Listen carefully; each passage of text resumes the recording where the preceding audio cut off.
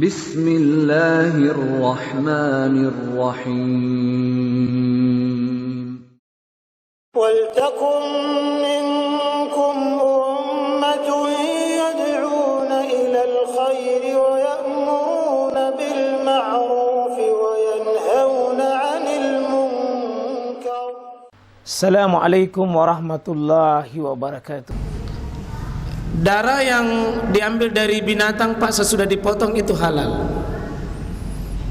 ya, tapi kalau mengalir pada saat dipotong atau sebelum dipotong itu tidak boleh ya, tapi kalau sudah membeku, sudah dikumpul dengan bagian daripada hewan itu, apalagi melekat pada hewan tersebut, maka itu halal ya, yang sifatnya mengalir, darah yang mengalir, itulah yang tidak dibolehkan ya.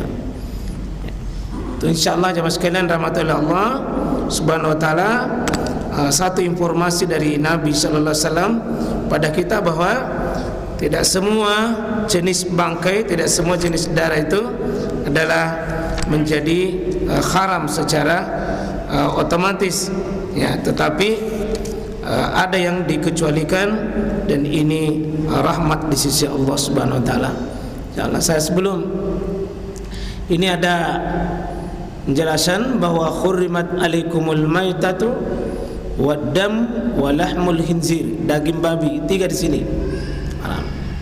3 yang diharamkan di sini, tetapi ada 4 ini wa ma uhilla li ghairillah, dan apa yang dipotong selain disebut nama Allah itu haram ya, tapi kalau di sini tidak ada pengecualiannya Pak ya.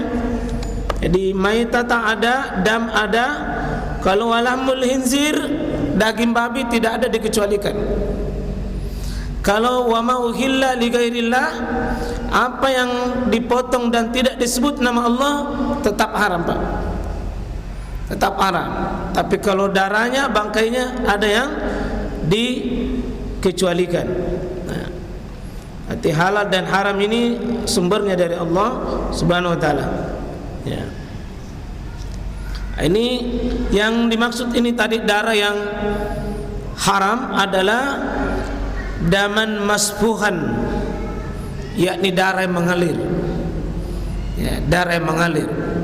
Kalau sudah melengket di daging-daging yang halal dimakan Pak, kalau melengket itu darahnya ya, itu menjadi halal.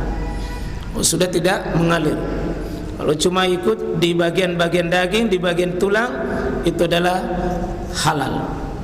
Halal. Nah, sekalian rahmatullah Allah subhanahu wa ta'ala, itu satu bagian. Tambah lagi satu, ini lalat ya, ada lalat ya. Jadi kalau lalat itu tidak menajiskan air atau selainnya ketika terjatuh di dalamnya, itu kalau lalat.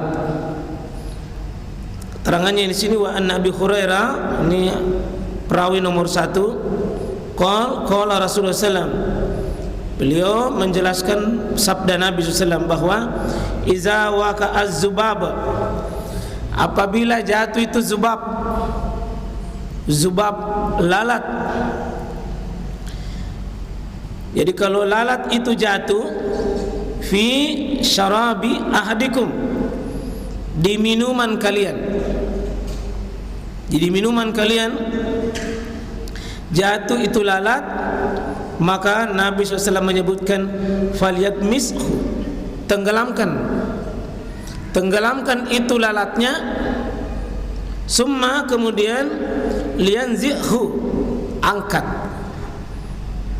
tentu dibuang. Ini betapa hebatnya Pak ya, urusan lalat diatur sedemikian rupa oleh Allah Subhanahu wa taala. Kalau jatuh lalat di minuman ya, tentu saja Pak, semua makanan baik yang cair maupun tidak cair ya, itu halal dimakan, bisa dimakan. Kalau minuman di sini pertama adalah falyagmishu, ditenggelamkan. Kemudian sesudah ditenggelamkan, liyanzihu, angkat, ambil lalatnya, buang. Fa inna fi ahadikum janahai da'a, karena sesungguhnya di salah satu sayapnya itu lalat adalah da'an, obat. Wa fil akhir, dan pada lalat sayapnya yang lain itu adalah, ya maaf, ini tadi da'an penyakit, wa fil akhir syifa, dan yang satu sayapnya adalah syifa, itu obat. Jadi makhluk yang paling remeh Pak, paling sederhana, paling kecil yang dianggap oleh manusia, tapi Allah berbuat sesuatu yang sangat luar biasa. Tetap diaturkan kita. Wah, ternyata Rasulullah SAW tidak pernah belajar ilmu kedokteran, tidak pernah membaca penelitian ilmu kedokteran. Jauh sebelum dokter berkembang, kedokteran maju dan berkembang, Nabi sudah tahu. Rasulullah sudah mengetahui tentang teori lalat, obat dan penyakit pada lalat. Ya. Maka kita bersalawat kepada Rasul, Pak, ini tidak mungkin dia ketahui, bukan wahyu. Dan ini salah satu bukti bahwa Muhammad itu adalah Rasul. Tidak mungkin dia tahu di salah satu sayapnya lalat itu kalau bukan Allah yang beritahu. Dan ini kita bersyukur Pak memiliki seorang Rasul, tetap bergembira memiliki Rasul yang mengetahui tentang perkara seperti ini. Tentang lalat yang paling diremehkan tetapi dia mengetahui. Dia ada hikmah sangat besar Pak.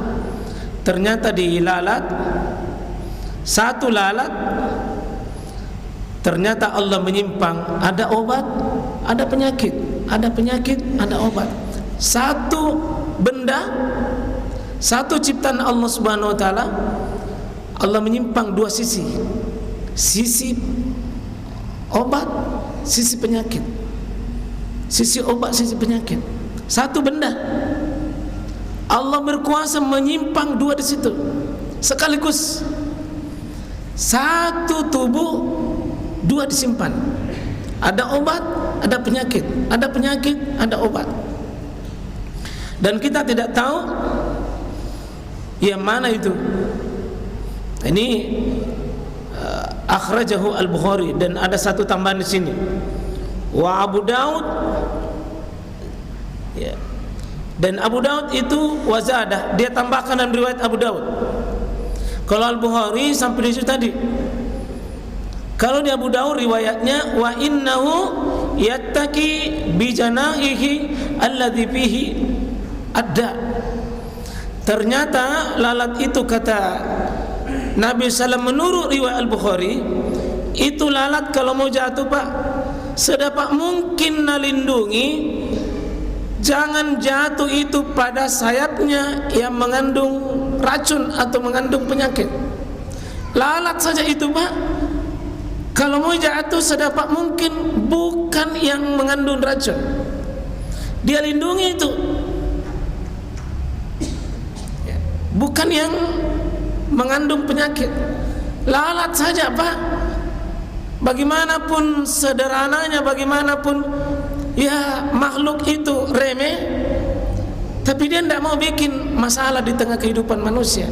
Nah, usahakan itu, kalaupun saya mengandung racun, jangan racunku yang kena kalau jatuh di makanan. Batong ini sifatnya lalat ini.